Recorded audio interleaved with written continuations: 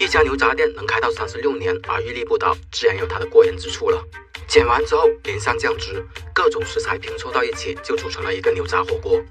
你们敢相信吗？这么一大锅牛杂，价格才40块钱。这里有各种酱料，根据个人口味选择就可以了。不是我吹的，这家牛杂有多么受欢迎，朋友们看一下现场的人气吧。在寒冬里，这么一大锅热腾腾的牛杂，试问有谁能经受得住这一份诱惑呀？空气中弥漫着香浓的牛杂味，闻起来不禁让人食欲大增。牛杂焖煮得很入味，吃起来口感比较酥烂，食材也处理得很干净，吃起来毫无异味了。再搭配各种好吃的蔬菜，真的让人大饱口福。下面用小火再慢炖着，牛杂会越煮越入味，搭配酱料，吃的真的很满足。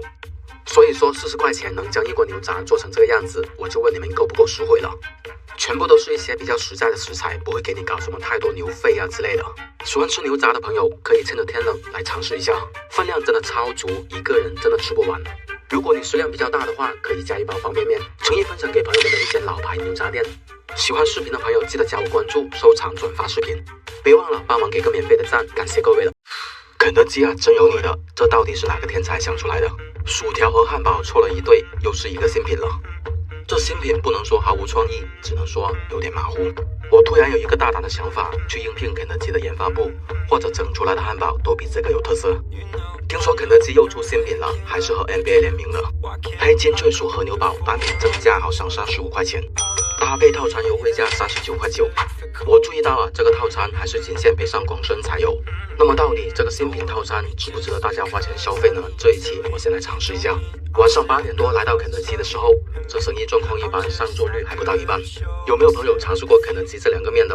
看着挺不错，不知道味道如何。等了大约10分钟左右，拿到餐了。这个套餐42块多，加3块钱可以换9珍果汁。在肯德基所有的饮料里面，我只喜欢这一款。按照惯例去冰。在套餐里面有一个蛋挞，肯德基的蛋挞就不用多说了，挺好吃的。8块钱一个，除了价格有点贵，几乎没什么毛病。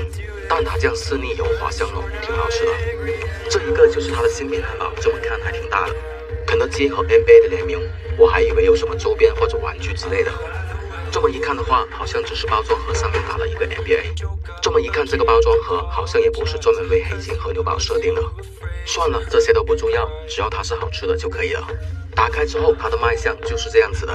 最近以来第一次看到这么软润的肯德基汉堡。新品汉堡的汉堡胚做的确实挺不错的，起码看起来不会发育不良。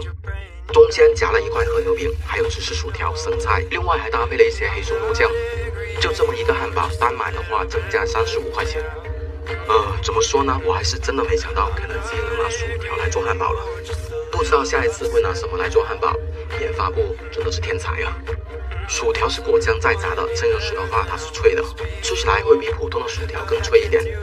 这个汉堡我建议还是堂食，如果放久了之后，这个薯条是肯定不会脆的。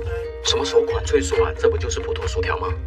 加起来的话，貌似大概有10根这样的薯条吧。搭配芝士和这个酱料，吃起来味道是不错的。这个白色酱料的味道有点奇怪啊，它又不是普通的沙拉酱，吃起来有点奶香，有点黑松露的香气。给的分量不算少，芝士和这个沙拉酱的味道还是不错的。整体吃起来，我感觉薯条没有什么存在感。薯条最大的卖点就是酥脆的口感，夹在中间吃起来的时候，真没觉得它有多酥脆了。我这还是在堂食吃的，如果你外卖的话，就可想而知了。如果你喜欢黑松露的话，我感觉它这酱料还是挺香的，奶香味比较足，黑松露的香气也比较浓郁。中间夹的和牛饼也算比较厚实，里面也还有一定的汁水，吃起来跟芝士厚牛堡的牛肉饼呢是一样的。虽然这牛肉饼看起来比较厚实，但是跟汉堡王和麦当劳的牛肉饼相比，差的真的不是一星半点。吃起来没有那种浓郁的牛肉香气，而且口感方面呢比较油滑，可能是加了处理的。分量确实挺足，但是这牛肉